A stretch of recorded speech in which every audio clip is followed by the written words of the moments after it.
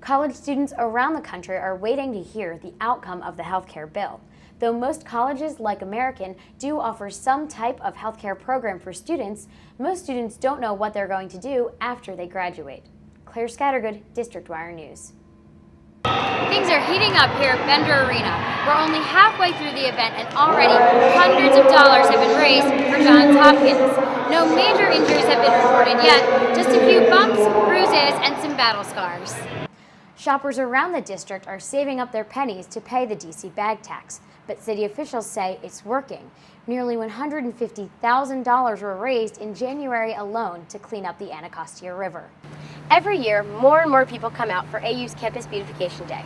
From students to members of the community, families that live nearby, and even professors. And the campus already looks more beautiful. And for those who sweated out today in 80-degree heat, AU is hosting a free barbecue on the quad to end the day on a good note. Today, order has been restored at DuPont Circle. Shops and restaurants are open and catering to those with cabin fever. Although many roads have not yet been cleared, Washingtonians are still out and about and enjoying their first big snowfall of the year. If students at American University want to stop and smell the roses this spring, they won't have to go too far. Gardens around campus are in full bloom as AU celebrates their annual Campus Beautification Day. Since the campus is an arboretum, students and faculty alike are invited to show their AU pride by getting down and dirty once each year. I think it's another way to engage with the campus, and it's a very beautiful campus, obviously, and it's an arboretum.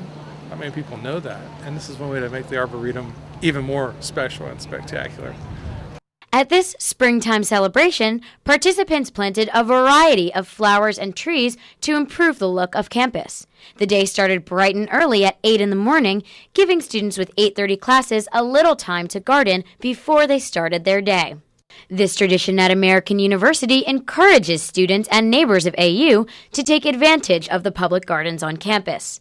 It's part of the school's eco-friendly agenda and is one of many green initiatives on campus. Participants planted hundreds of flowers and more than 50 trees throughout AU's main campus. The campus makeover was just in time. The school is getting ready to host hundreds of people over the coming weeks for freshman previews and graduation.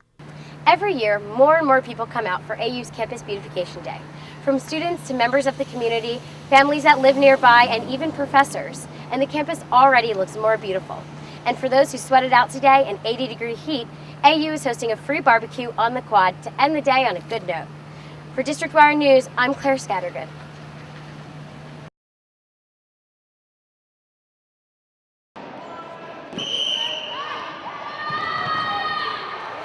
The Delta Tau Delta fraternity at American University held their annual dodgeball game in Bender Arena.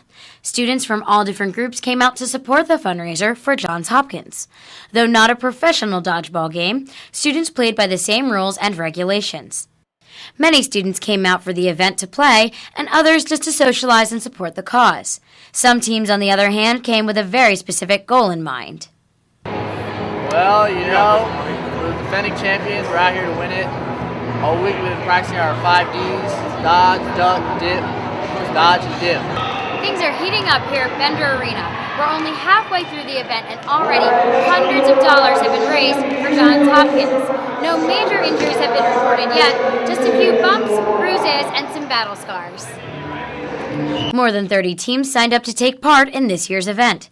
The brothers who planned the event have had a lot of practice. This year is their 8th annual dodgeball tournament. I've been running around. Yesterday I bought 20 dodgeballs. Fun trip to the store, Participants helped themselves to free bottles of Skinny Water and dealt dodgeball t-shirts. After 4 hours of play, the games ended with a girls' champion, a boys' champion, and an overall champion team. Reporting for District Wire News, I'm Claire Scattergood.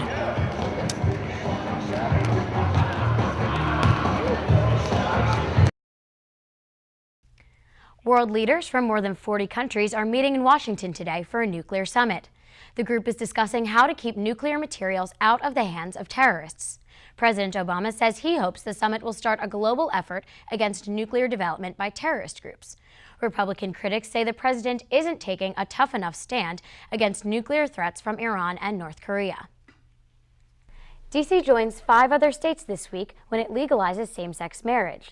The new law will take effect on the 3rd, but religious organizations remain the right to say yes or no to performing ceremonies. Lauren Bernhardt has the story. Astronauts on the International Space Station are celebrating 2 historic events with a little bit of song and poetry. Tuesday marks the 49-year anniversary of the first spaceflight, and 2 Japanese astronauts are in space at the same time this week. The space station will have a party with a concert and a reading of Japanese haiku. Senate Democrats have found a way to block the passing of several bills that would loosen Virginia's gun laws. The Senate Courts of Justice Committee Chairman Henry Marsh announced the creation of a subcommittee. The subcommittee will handle bills concerning guns and other issues. Democrats hold a majority in the committee, but at least 3 members regularly vote with Republicans on gun legislation. Some of the bills up for debate concern carrying guns in restaurants that serve alcohol. That's all we have time for today. I'm Claire Scattergood. Tune in next week for District Wire News.